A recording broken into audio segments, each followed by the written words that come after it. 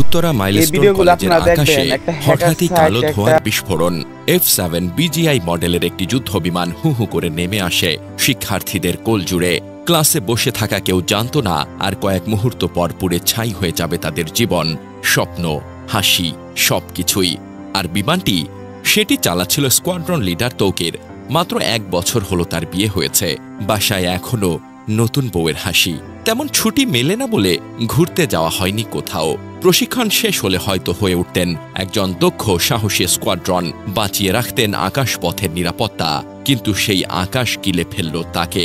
21 জুলাই সোমবার বিকেল 3:45টার দিকে সম্মিলিত সামরিক হাসপাতালে মারা যান স্কোয়াড্রন লিডার তৌকির। জানা যায় বিমানটি দুপুর 1:06 উড্ডয়ন করেছিল এবং মাত্র 12 মিনিট পর বিধ্বস্ত হয়, যার ফলে ক্যাম্পাসে আগুন ধরে যায় এবং ব্যাপক ক্ষয়ক্ষতি হয়। বিমানটি ছিল বাংলাদেশ বিমান বাহিনীর F7 BGI মডেলের প্রশিক্ষণ বিমান। এটি চালাচ্ছিলেন স্কোয়াড্রন লিডার তৌকির ইসলাম সাগর। ঘটনার সময় বিমানে তিনিই ছিলেন বলে প্রাথমিকভাবে জানা গেছে, তবে অন্য কেউ ছিলেন কিনা তা এখনও স্পষ্ট নয়।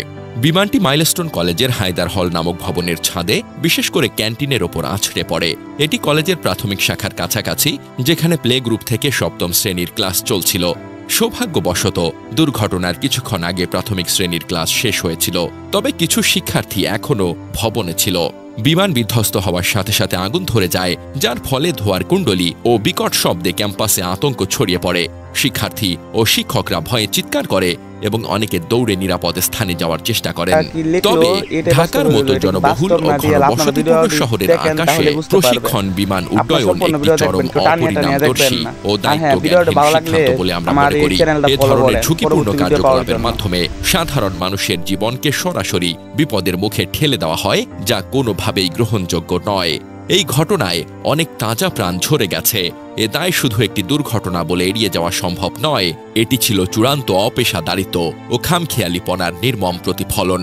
সংশ্লিষ্ট বাহিনী ও দায়িত্বপ্রাপ্ত ব্যক্তিদের অবশ্যই এই ঘটনার জন্য জবাবদিহির আওতায় আনতে হবে।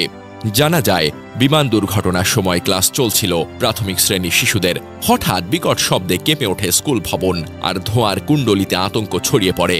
তাৎক্ষণিক শিশুরা ভয়ে চিৎকার করে কাঁদতে শুরু করে। অনেকেই ক্লাসরুম থেকে বেরিয়ে দৌড়ে মাঠে চলে আসে। সরেজমিনে দেখা যায় মাইলস্টোন কলেজের মূল ক্যাম্পাসের উত্তর পাশে খেলার মাঠ ঘেঁষা অংশেই বিমানটি আছড়ে পড়ে। পাশেই অবস্থিত প্রাইমারি শাখার ভবন। দুর্ঘটনার পরপরই ছুটে আসেন শিক্ষার্থীদের অভিভাবকেরা। অনেক মা বাবাকে গেটের বাইরে দাঁড়িয়ে সন্তানদের নাম ধরে ডেকে কাঁদতে দেখা যায়।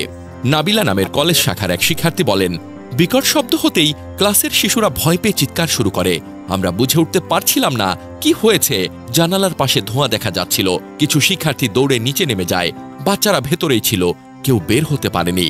ফারজানা হক নামের এক অভিভাবক বলেন, হঠাৎ একটা বড় আওয়াজ হলো, তাকিয়ে দেখি ধোঁয়া উঠছে। স্কুলের পাশে আগুন আর ধোঁয়া দেখা যাচ্ছিল। শিশুদের কাঁদতে দেখেছি। ঢাকা মহানগর পুলিশের উত্তর বিভাগের উপপুলিশ কমিশনার মহিদুল ইসলাম বলেন, ঘটনার পরপরই এলাকার নিরাপত্তা বাড়ানো হয়েছে। ছোট ছোট শিশুদের নিরাপদে সরিয়ে নেওয়ার জন্য আইনশৃঙ্খলা বাহিনী ও স্কুল কর্তৃপক্ষ একসঙ্গে কাজ করছে।